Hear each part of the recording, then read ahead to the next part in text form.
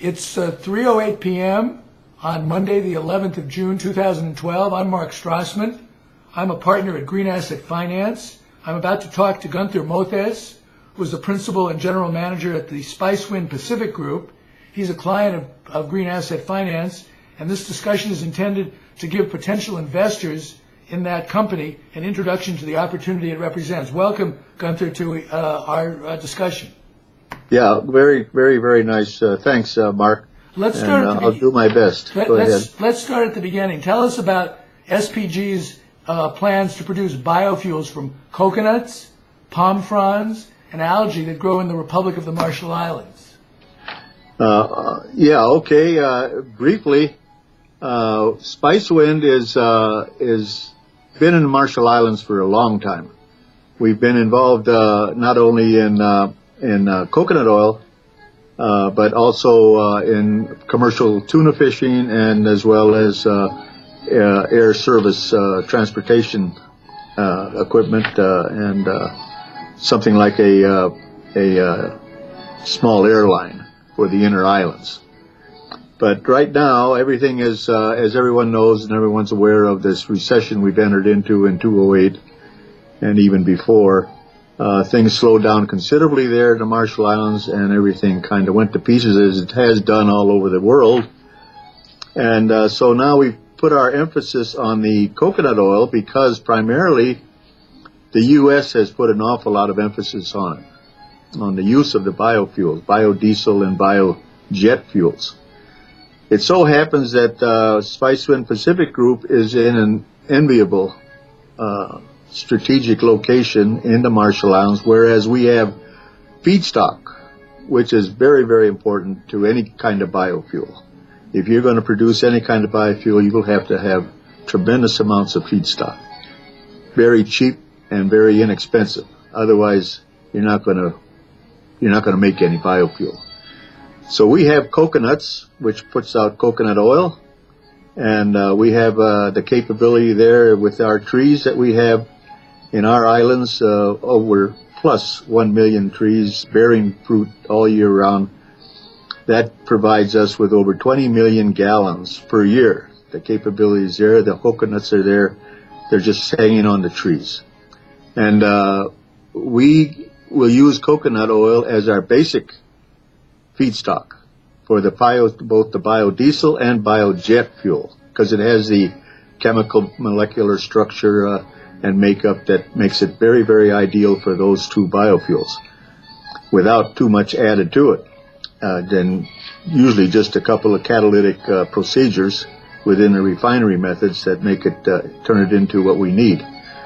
The biomass is another feedstock that we have in tremendous supply in that area, and the biomass is made up of palm fronds and other debris, green organic debris from all of the large leaf and branch and wood matter, not only from the palm fronds from the coconut tree, but from just about everything that's on those islands.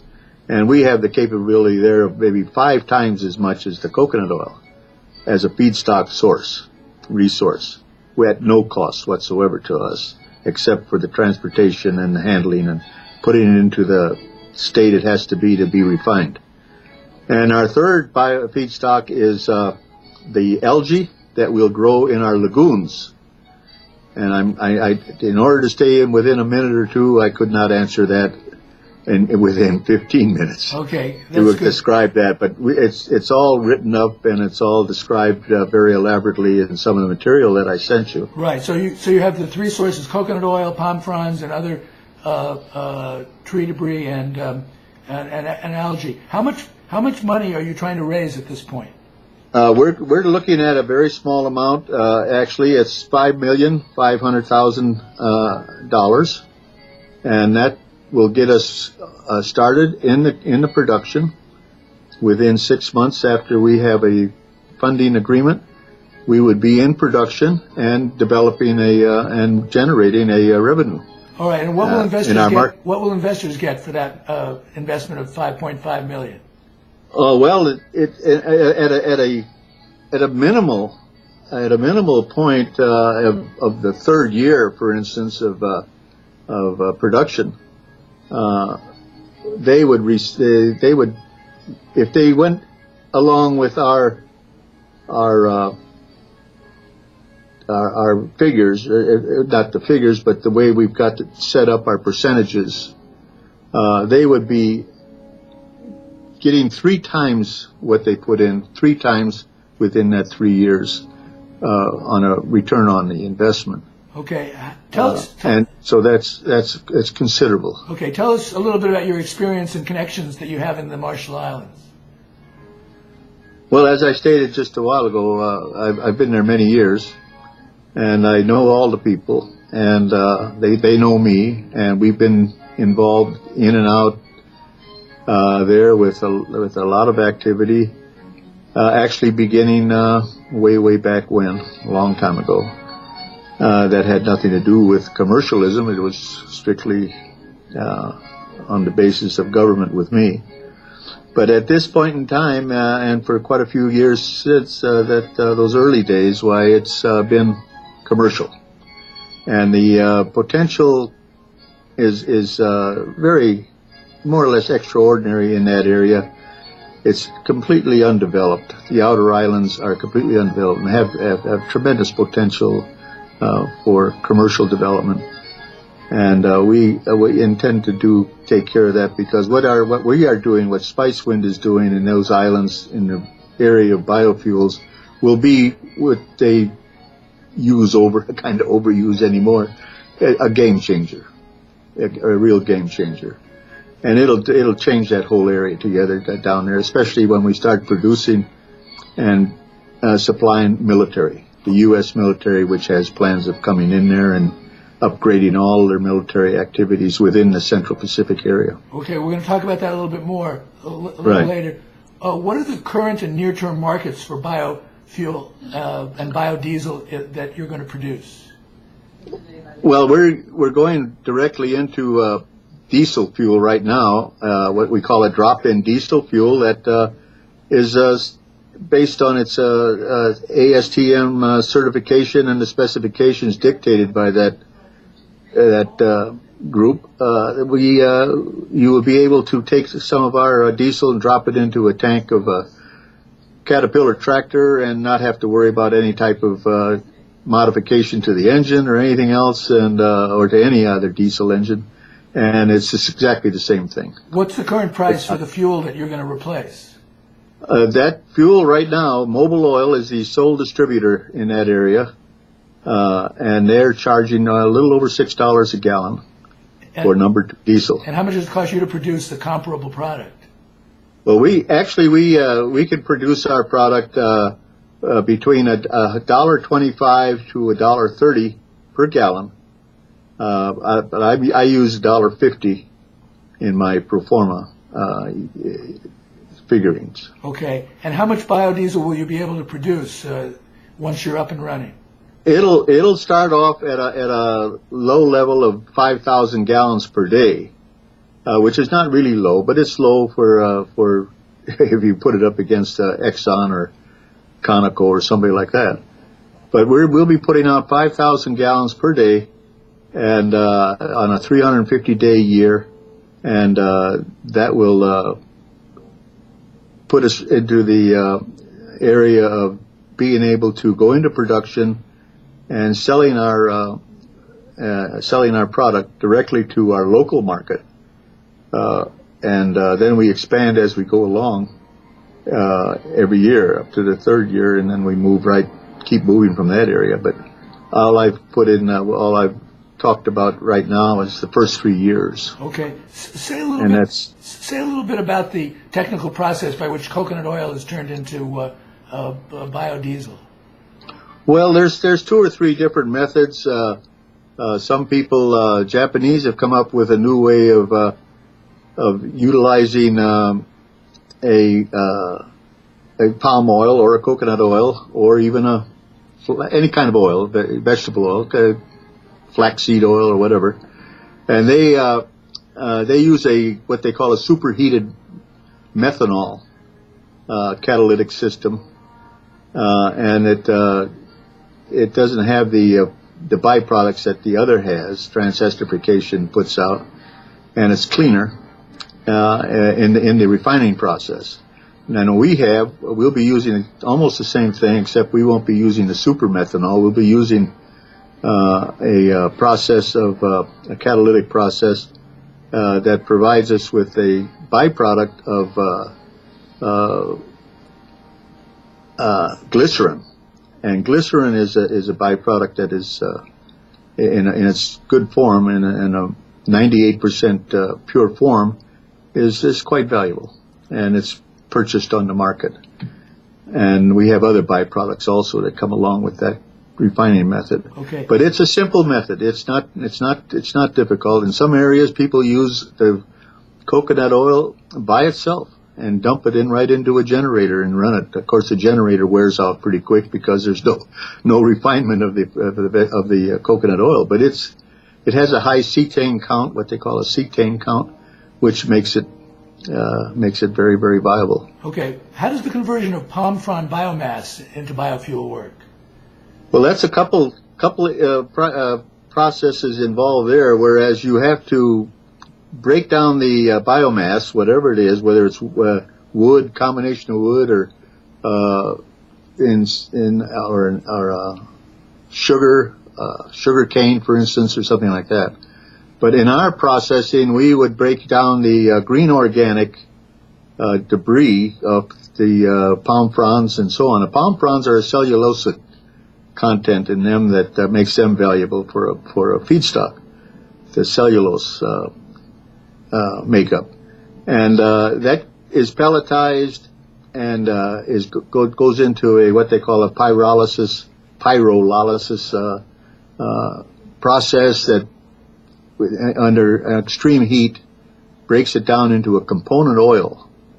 And then we take the component oil and put it into the regular refining process, our refining process, and it turns it into either depending on the chemical we use for the catalytic processes, it's either biojet fuel or it's diesel fuel. Okay, and how does algae work as a feedstock? Algae works very well in two ways. You can expel the oil out of the algae itself, the plant, and or you can take the whole plant and dry it out after you've taken most of the oil out. You take the rest of it as a pulp, or you can take it originally as a pulpy matter and put it right into your plasma arc superheating system to break it down into a component oil. Okay. And then we use that for refining the element. Okay. Overall, what's the value of the biofuel you're going to be able to produce with the original $5.5 million investment? The value? Right. What do you mean, Mark? You mean our original production? How much will you be able to sell it for? Oh, we'll be selling it if mobile is still around at $6, $5.50, $6, even $7. They just came down from $7 not too long ago, a few days ago. We'll probably start out at $4.50 a gallon, and with the costs and the taxes involved, we'd break that down into half, and we would take $2.50 to $3 would be our net profit. Okay. On the revenue side. Right. What opportunities for sales of your products are being created by short and long-term movement, the pivot of the United States defense policy towards the Asia-Pacific region? Well, right now, we were just on the edge. As a matter of fact, I turned down a trip to Washington, D.C. just 3 weeks ago. Actually, it was the 18th of May. They had a roundtable meeting set, the Pentagon did, under this Captain Tyndall, his name is, and he was in charge of the U.S. Navy is calling the U.S. Green Fleet. And that's a new push for fuels, biodiesel and biojet, hydro-treated. That's another treatment, another type of treatment that goes into refining factors, depending on what your outcome is, what you want for your outcome. Navy, of course, and military, they're always stipulating high specifications on their types of fuels that they need and all that. So they have different different recommendations that they require you to use. So at any rate, we were right on the verge of going into them, working with them, getting a LOI, and they were coming in because of the fact that we were so strategically located in the area of the Central Pacific, in the middle of their military buildup program there, that they were going to come in, and they still might. They still will, if the political situation changes in the near future. But they would put up all the money for the refining system itself because of the fact that we had the feedstock in hand, and the required amount that would provide them. We have enough we have the capability within the next 5 years, if the funding was there, like coming from the military under their guidance, they would allow us to bring it up to close to a 1 billion gallon per year production situation, when we would be able to do that with the feedstock that we have available to us in the Marshall Islands. No. Just the Marshall Islands alone. What's the relationship between private investors moving in now and the military possibly investing itself in the process? The military, there's no problem with the military coming in. Actually, it's a plus. They're just going to feed more money into it for expansion, because they needed, when they look for a contract for fuel, they need a lot of it. They're asking for a lot of it. And they don't ask you as a civilian, as a commercial organization, to put that money up, because they know you don't have it. And you're not going to get it either, because they're talking about $800 maybe to $1 billion just for the refining system that they would insist on having.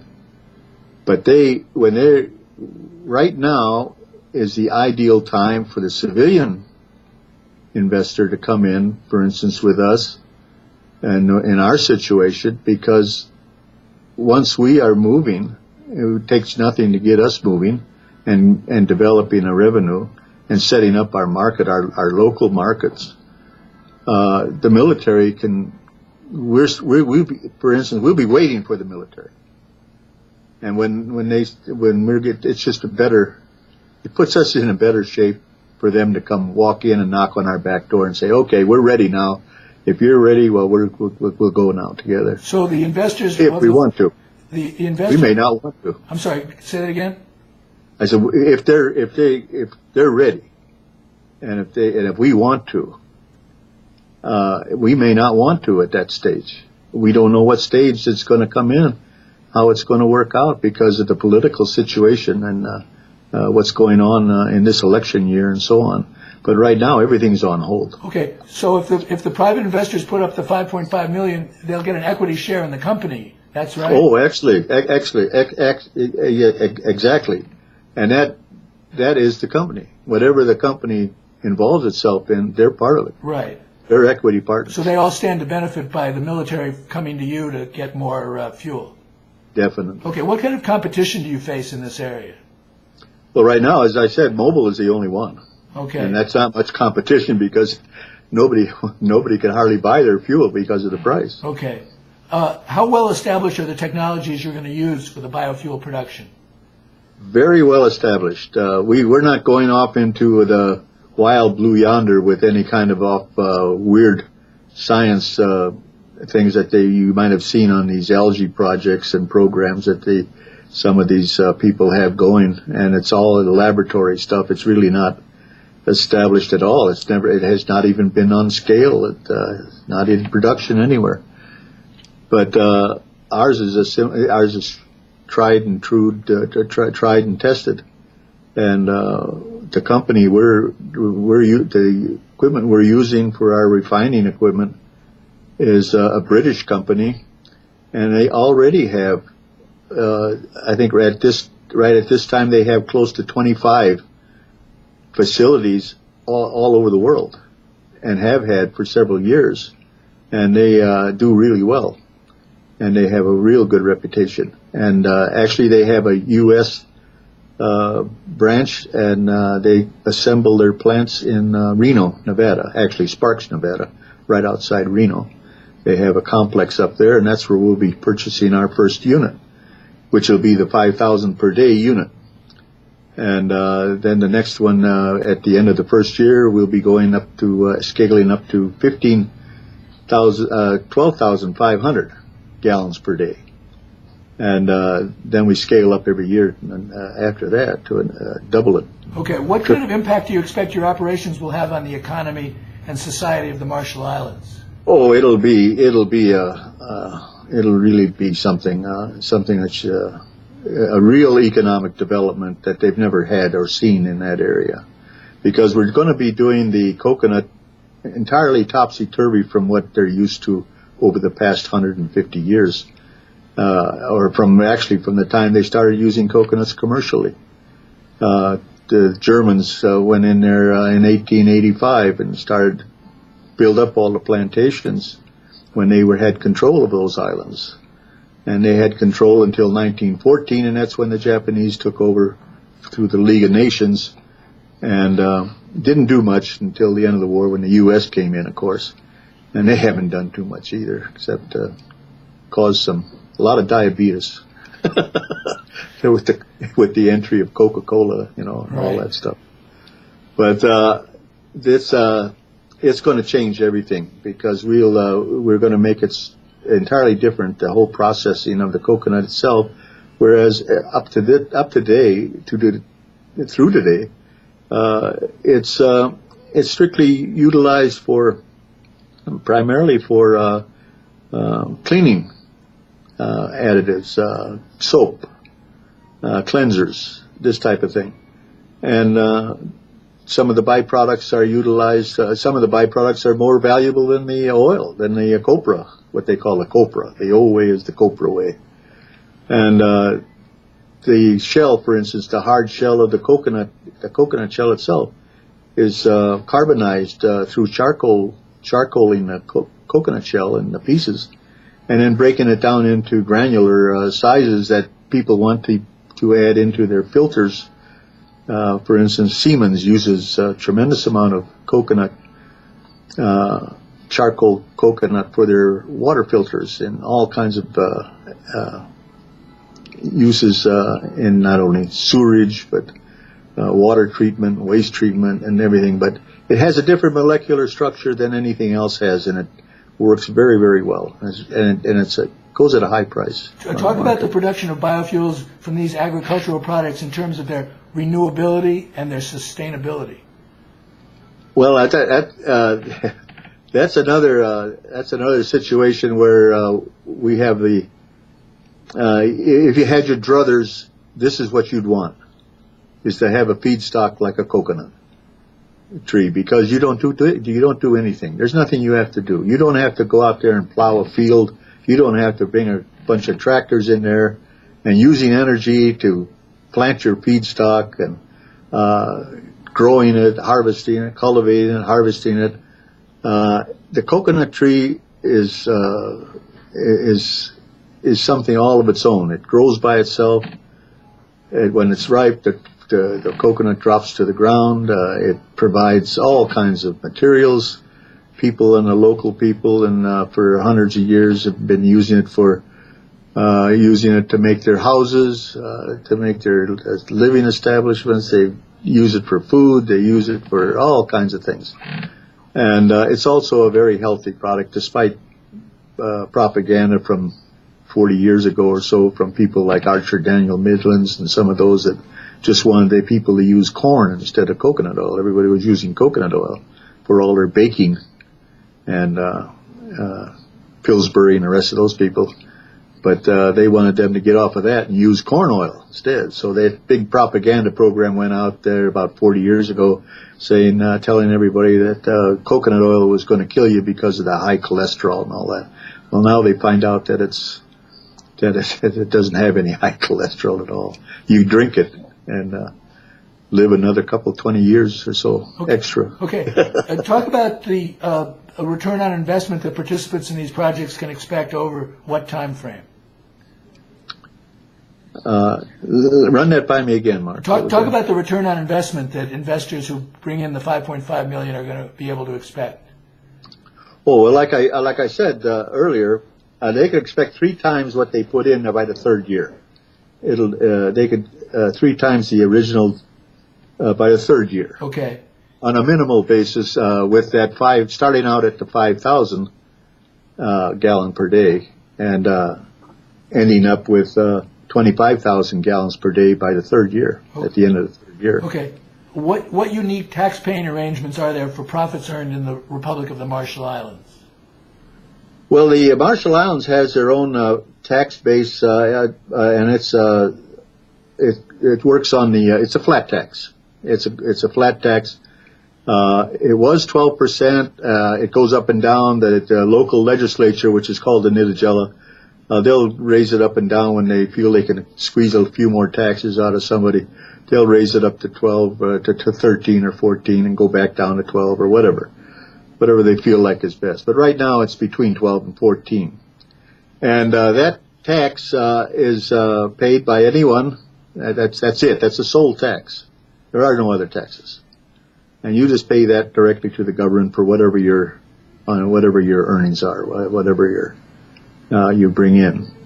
And if you're an American citizen and you are part of the program of any type of development program in the Marshall Islands, there's a stipulation through the Compact of Free Association that the U.S. has with the Marshall Islands that stipulates that a U.S. citizen has the choice of paying his dividends or his income derived from that development program in the Marshall Islands directly to the U.S. along with his other taxes, or he can choose to pay just the flat tax to the Marshall Islands, and that saves him a considerable amount of money. Okay, why don't you wrap up by telling us why investing in renewable, sustainable biofuel production in the Marshall Islands makes environmental and economic sense? Well, I can give you an example. Japan right now is in dire straits, not dire straits, but they know how to adapt real readily on a lot of things. But with this recent fiasco with the Fukushima nuclear plant that went out on them, they have closed down all of their nuclear plants. 75% of the Japanese people, they don't even want to see a nuclear plant again. They're fed up with them. They're scared, and they're not the only ones. Germany's getting rid of all theirs too. But the thing is that they're reverting back to oil and coal and gas. They have no choice. They have to have power to continue their existence. So that's going to bring Japan right back to where it was when people used to go along, and you couldn't see a block down to the next block down in Tokyo, down in the big cities. It was too smoggy, and your eyes were watering constantly, and that's what you saw. If you ever saw any television or any movies, you'd see those Japanese people all with the little white masks. And it wasn't because they were afraid of catching a cold from somebody next to them. It was because of breathing through that smog. And that's what they're going back to again. And I don't know how long that'll last. But that's the environmental part of it. It's tragic. Because up until for the past decade or more, it was clean over there. You could see as far as you wanted to see. And the air was clean. Nice, clean air and clear. It's not going to be that way very long. As a matter of fact, already it's changing. My friends over there tell me. That's a big market for the biofuels. They've been trying to do biofuels in every which way, but they have difficulty with resources. We have a matter of fact, I just sent a quotation out to a Japanese company that is in the biofuel business. They've got a contract with the Japanese government, and they need oil, and they want to buy oil from us. And that's just another one of our markets available and pending. But that oil will be clean, and they'll be using that, and they'll increase that. They want to increase all their into biofuels. They don't want to live like they have been living. previously with the coal fire and the coal smog and the gas and the oil. So there you have the basic reasons for going to biofuel and why the whole world is actually going to go to biofuel. It's a no-brainer. Although you're always going to hear the other side and say, "Oh, that's a bunch of malarkey," and it's just a bunch of propaganda. But it's a new world. Okay. It's a new world. And you're going to Spicewind Pacific Group is going to usher it in part. Well, we're going to be we have the capability and we have the potential of being a large part of it and introducing really large amounts of biodiesel, whereas most areas, most people in the business or coming into the business or who have been in the business are limited, very limited, except Brazil. Brazil is one of the leading countries right now because they have so much sugar cane. It's a feedstock, and they're doing well. And they will continue to do well because sugar cane is a feedstock, but eventually it's going to get too high. The price of sugar cane is going to get up there too high because they sell sugar cane. Sugar is used everywhere in the world. Whereas we're not subject to that kind of inflation or whatever you want to call it of the prices of feedstock because our feedstock is not used for food in anywhere except for the local people that raise it, and they don't even have any use for it, much more than throwing it away. Okay, so it sounds like a good opportunity for the people of the Marshall Islands and for the investors who might get involved. I want to thank you very much for talking to us today on our program. Well, let me add also that right now, it's very, very difficult in the Marshall Islands. There are no jobs. There is no economic development. There is nothing going on there. The government is being upheld by the U.S. government very, very, very tightly. There is no funding, but we have virtually an open hand from the government to begin our operations. We have all the cooperation we need and the support. We don't. They don't keep anything back from us. So in that respect, we're way ahead of everybody else, and this is the time to do it. Okay, good. I want to thank you very much for talking to us today. Okay, Mark, my pleasure. Good luck.